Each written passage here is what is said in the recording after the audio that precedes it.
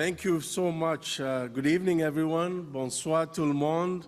My colleagues, Ministers Joly and Minister Ng, Prime Minister Justin Trudeau, His Excellency Chair Faki. Thank you so much for being with us. I think that it is safe to say the strength of our partnership between Canada and Africa is stronger today than ever before. En fin de compte, nos discussions d'aujourd'hui se sont concentrées sur ces points, un engagement commun à construire un avenir meilleur pour tous nos peuples. As the African continent is changing rapidly, Canada is ready to meet the moment and work with our African partners as equal partners to build our shared future. Nous savons que les femmes et les jeunes africains joueront un rôle essentiel dans la prospérité et la croissance économique de l'Afrique. In fact, Africa's young people stand at the threshold of a transformative era, and we must continue to develop their potential as future leaders and innovators and growth leaders. Investing in economic empowerment for women and youth is something that Canada is deeply engaged in Africa through technical and vocational training, access to capital, climate action, creating local jobs and opportunities, while also supporting new partnerships for win-win trade and investment with Africa, benefiting both Canadians and Africans. And I said earlier, and I was quoting our minister who said that Canada and Africa can engage in a march to the top of win-win trade and investment instead of a race to the bottom. We can show the rest of the world true partnership that leads to inclusive economic growth for both Africans and Canadians. Whether it's supporting maternal health, youth nutrition, combating food insecurity, combating climate change, engaging in effective, impactful poverty reduction, Canada has been actively committed to working hand in hand as true partner with Africa on inclusive and sustainable development right across the continent. By working together as equal partners, we can continue advancing our common goals and agenda.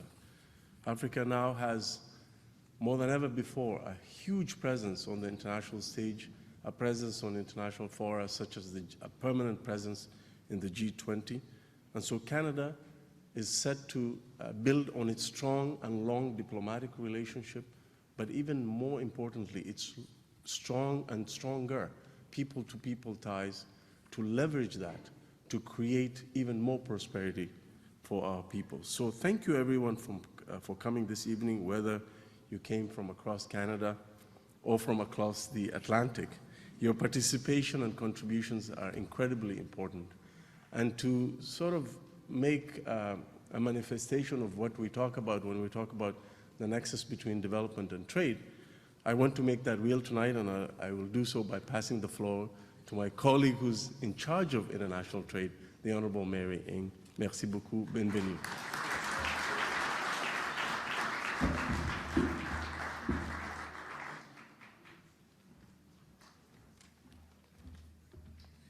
Well, thank you so much. That was a really creative way of doing the development to trade nexus, Ahmed.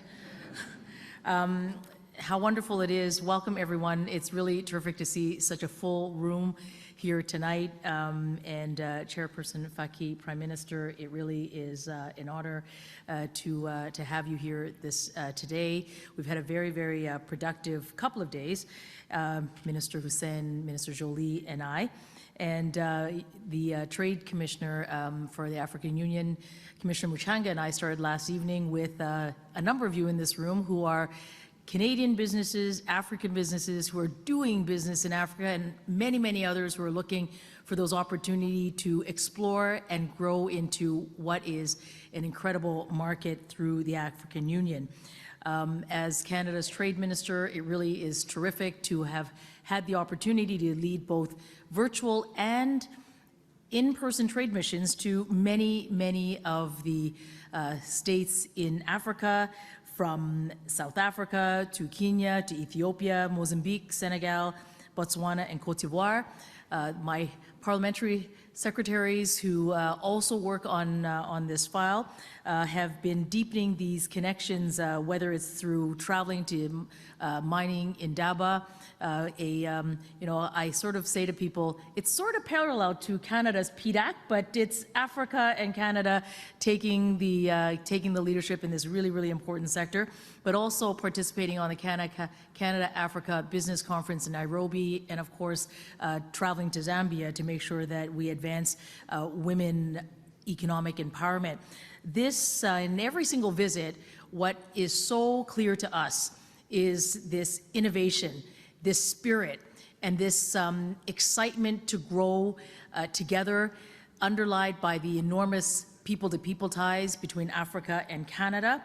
And today, as we undertook our second high-level dialogue on trade, that same spirit, that same commitment continued, and our commitment to work together to deepen this important relationship continues. It was wonderful to hear so many of the voices here from Canadian businesses and African businesses alike to deepen our investment and our trade opportunities. So there's much to do, but there's much excitement as we chart this path forward.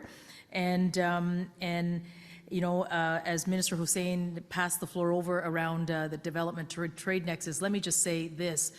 We are very, very committed to fostering that strong development to trade nexus by incorporating development and trade development capacity in developing that capability, so that micro, small, and medium-sized business in Africa, women-owned businesses in Africa, Indigenous businesses here in Canada, and small and medium-sized businesses in Canada get to do what we do with much excitement, and that is to build one business at a time in our economies so that people get the benefits of trade and investment.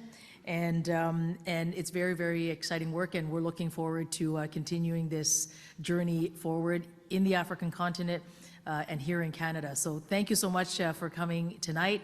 It's a wonderful and such a positive room. I look forward to spending time getting to know even more of you later on tonight. Thanks so much. And now, Canada's Foreign Minister, Minister Joly.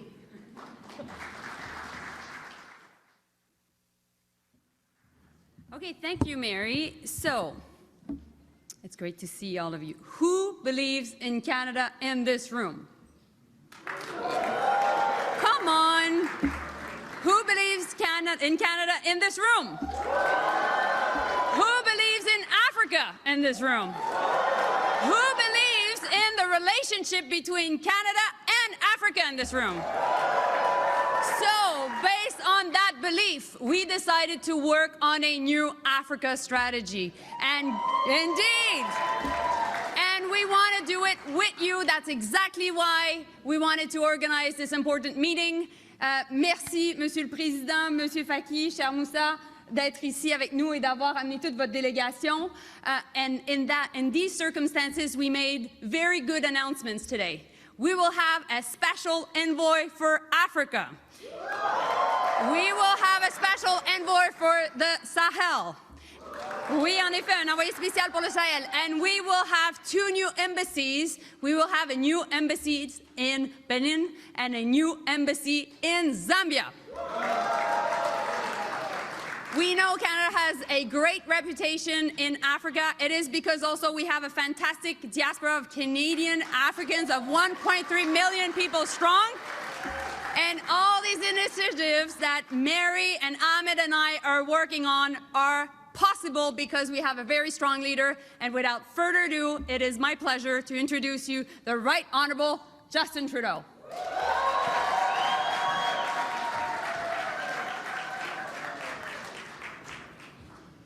Bonsoir, mes chers amis. How are you all doing tonight? Moussa, mon cher ami, merci d'être ici. Monsieur Albert Muchanga, Madame Sesuma Minata Samate, all the distinguished members of the delegation, c'est un grand honneur de vous recevoir chez nous ici au Canada. Comme Mélanie a dit, je crois profondément en l'importance de rencontres comme celle de cette semaine. Elles nous permettent d'échanger, d'apprendre les uns des autres et de renforcer les liens qui unissent le Canada et les pays africains. Oui, tout à fait. Ces liens sont nombreux et ils prennent bien des formes. On a des liens culturels, je pense notamment à notre belle langue française qu'on partage avec tant de pays africains. Beaucoup de Canadiens entretiennent aussi des liens personnels avec les pays d'Afrique. Les membres des communautés africaines contribuent depuis longtemps à la prospérité du Canada et à même l'identité multiculturelle du Canada. Vous avez amené une richesse ici qui est extraordinaire, qu'on célèbre encore à tous les jours. Et cette richesse permet aux Canadiens, à l'ensemble des Canadiens, de découvrir toute la richesse des différentes cultures qui forment le monde. C'est le cas des gens ici à Toronto qui, à chaque année, accueille Afrofest, le plus grand festival gratuit de musique africaine en Amérique du Nord. Oui, ça vaut la peine de le souligner. Les cultures africaines nous font danser, nous font chanter, elles nous font vibrer. Les Canadiens d'origine africaine sont au cœur même de notre démocratie. C'est le cas pour mes collègues comme Ariel et Ahmed qui sont avec nous aujourd'hui. On a des liens importants, des liens commerciaux. C'est d'ailleurs le sujet du dialogue hier sur la politique commerciale auquel ma collègue Mary Ng a participé. On continue de renforcer ces liens.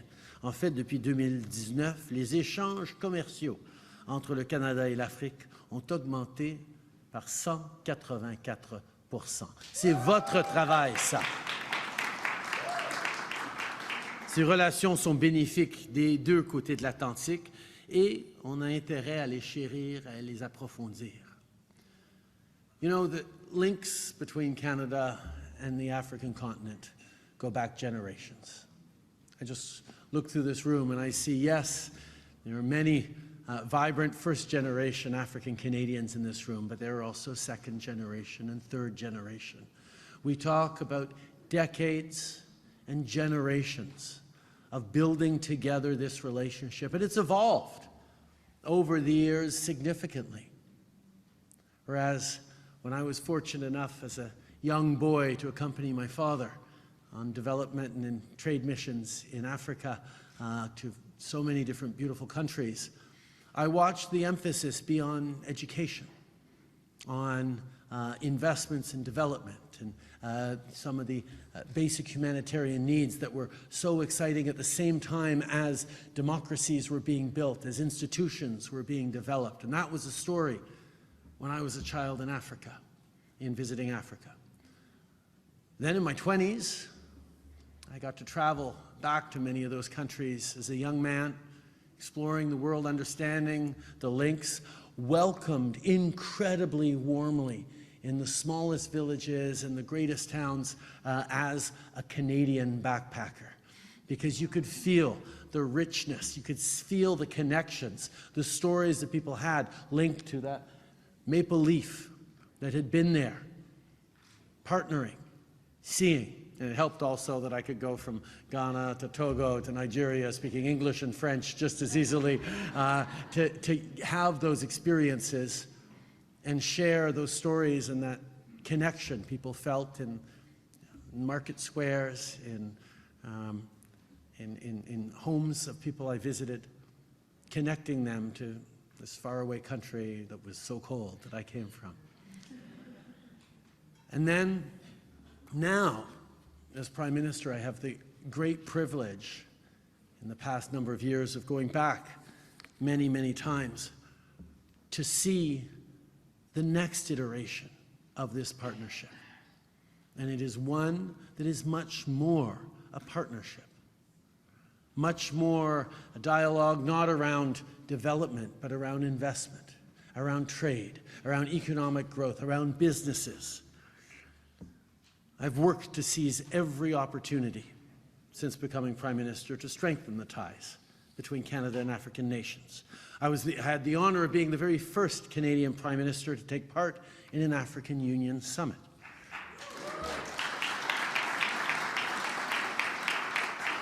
We've come a long way in those past 4 years, but there's much more ahead of us, which the Memorandum of Understanding we're signing today demonstrates very well. You see, a bright future awaits for all African nations, a future that Canada is hopeful that we can be a part of. We're proud to be a small part of the incredible success and journey that Africa is taking, not just its own continent, but the world on right now. Whether it's through projects to encourage trade and build prosperity, initiatives to promote peace, security, democracy, and human rights, measures to improve access to education and healthcare, or programs to advance gender equality and ensure food security, we have understood that in order for any and all of those programs to be successful, they need to be led by Africans and for Africans. That is the approach that we've taken. That's why we fully support the African Union's vision for the future, outlined in Agenda 2063, and Canada is fully committed to being there to help you achieve this vision.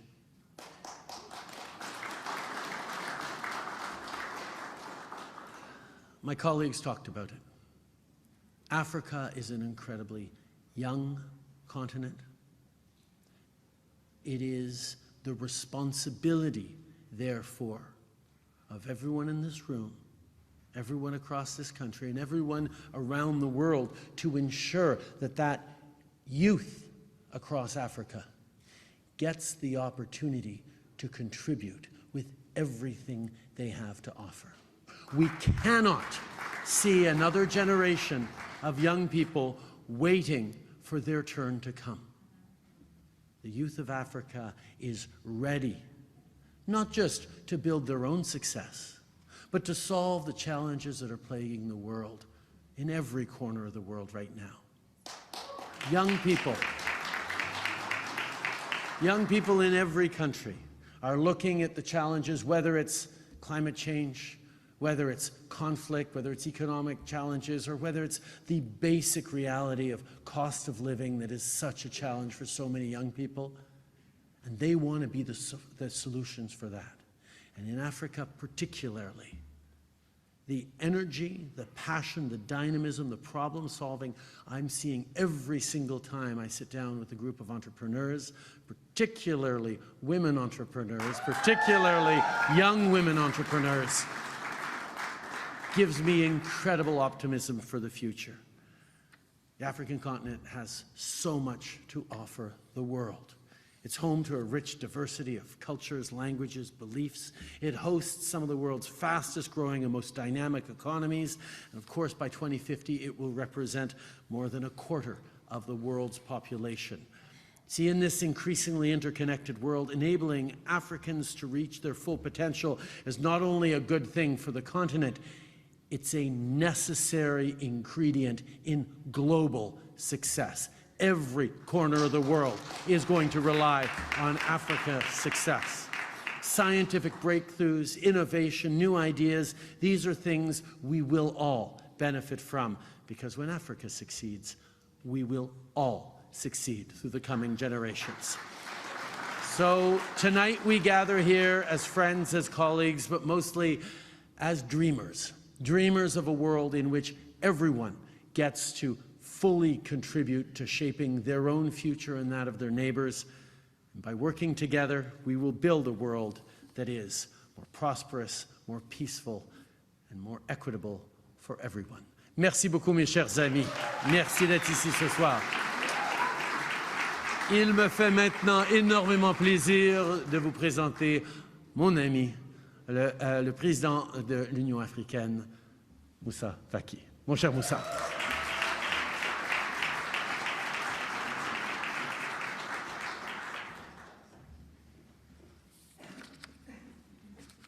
Il est toujours difficile de prendre la parole le dernier, surtout après avoir écouté le Premier ministre Trudeau, qui, dès sa jeune enfance, connaît l'Afrique.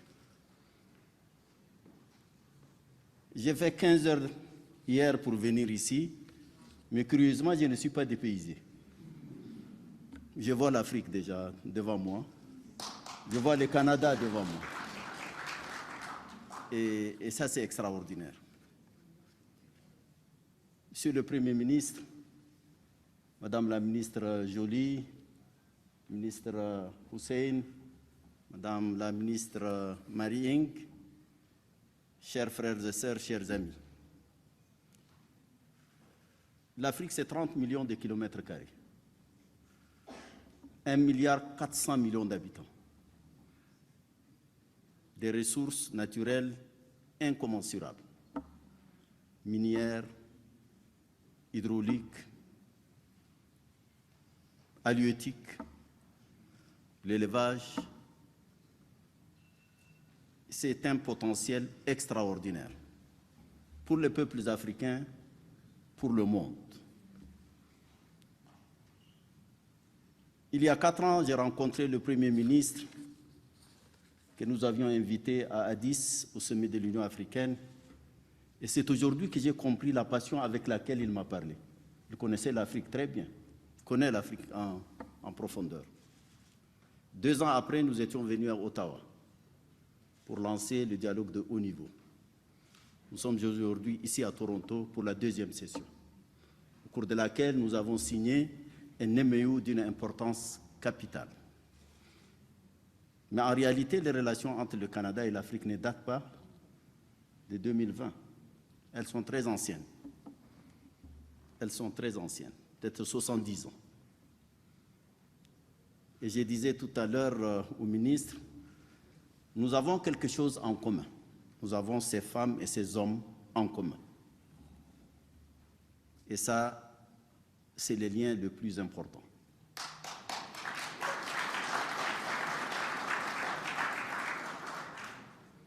Je crois que les bases institutionnelles de ce partenariat ont été mises en place. Et je disais à la ministre tout à l'heure, à la fin de nos travaux, l'Union africaine doit ouvrir une représentation au Canada.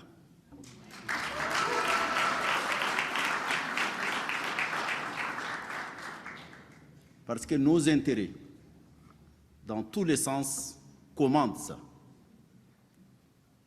Et bien sûr, il y a un narratif souvent péjoratif sur l'Afrique. Ce n'est pas vrai. Certes, nous connaissons des problèmes, comme partout dans le monde, mais si vous voyez aujourd'hui la résilience, le courage de la jeunesse africaine, vous allez être surpris. Et l'avenir, c'est l'Afrique.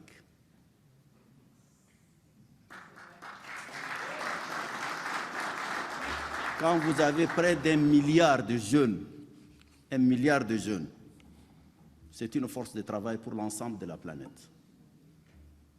Il suffit de les accompagner, de les former comme vous le faites si bien, Monsieur le Premier ministre, ici au Canada, et leur faciliter les choses pour qu'ils puissent se prendre en charge. Cela commence d'abord par l'éducation et la formation. Ce sont des choses essentielles. On m'a dit que l'ancien président de la Tanzanie, M. Kikwete, est dans la salle. Je voudrais le remercier et le féliciter parce qu'il utilise sa période de retraite pour l'éducation. Thank you, Mr. President Kikwete. Thank you very much.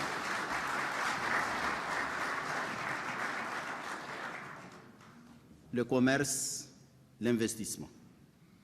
Je vais dire tout simplement à mes frères et amis canadiens qu'il y a des opportunités en Afrique.